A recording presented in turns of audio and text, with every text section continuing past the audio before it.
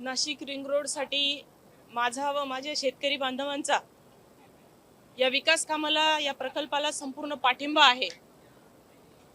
परंतु माझ्या मतदारसंघातील जवळपास 22 गावांचे शेतकरी हे बाधित होत आहेत आणि शेतकऱ्यांच्या बाबतीमध्ये अगदी कवडीमोल भावाने जे काही रेट्स आहे ते डिक्लेअर झालेले आहे आणि म्हणून चांगला भाव ह्या माझ्या शेतकरी बांधवांच्या जमिनींना मिळाला पाहिजे।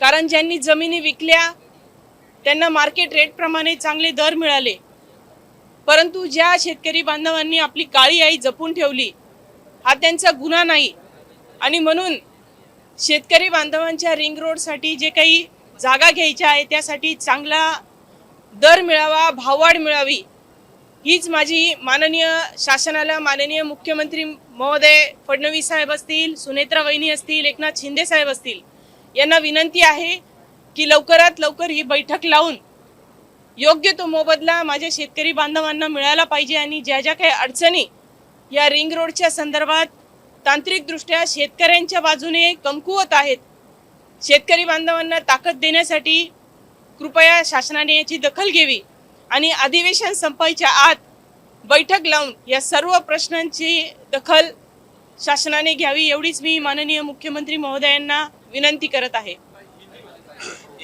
या अगोदर तुमचं पालकमंत्री असतील किंवा मग पालकमंत्री म्हणण्यापेक्षा गिरीश महाजन असतील ज्यांच्याकडे सध्याला या सगळ्या गोष्टींचं काम आहे त्यांच्याशी बोलणं झालं का? एकूणच मुख्यमंत्री स्वतः देखील लक्ष घालत आहेत, मुख्यमंत्र्यांनी देखील वारंवार सांगितलं होतं, अशात ही परिस्थिती तुमच्यावर का आली की तुम्ही स्वतः सत्ताधारी असूनही तुम्ही आंदोलन करता? मी सत्तेत आहे ते माझ्या शेतकरी राजामुळे, माझ्या मतदारांमुळे, त्याच्यामुळे आपण सत्ताधारी पक्षात आहोत किंवा विरोधी पक्षात आहोत हा बाजूला विषय आहे। आम्ही आमदार आहोत आणि जनतेच्या मतांवर निवडून आलेले आहोत, त्याच्यामुळे माननीय गिरीश भाऊंनी पण भरपूर लक्ष या प्रकल्पामध्ये घातलेलं आहे। अनेक प्रश्न त्यांनी बैठका घेऊन किंवा कलेक्टर महोदयांशी, विभागीय आयुक्तांशी बैठका घेऊन सोडवण्याचा प्रयत्न केलेलाच आहे। माझी मागणी ही माननीय मुख्यमंत्री महोदयांनी ही बैठक लावून भाववाढ करावी हा माझा प्रमुख प्रश्न आहे आणि शेतकऱ्यांना जर जमिनीला चांगले दर मिळाले नाही तर हा शेतकरी बांधवांचा असंतोष हा मोठ्या प्रमाणात तुम्हाला सगळ्यांना दिसून येईल। तो होऊ नये, प्रकल्पाला कुणाचाही विरोध नाहीये।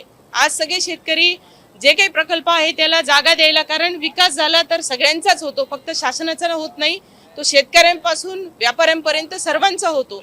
परंतु ते होत असताना शेवटी जमीन ही शेतकरी बांधवांची दिली जाणार आहे आणि शेतकरी बांधवांच्या जमिनीला योग्य मोबदला मिळावा हीच माझी प्रमुख मागणी आहे।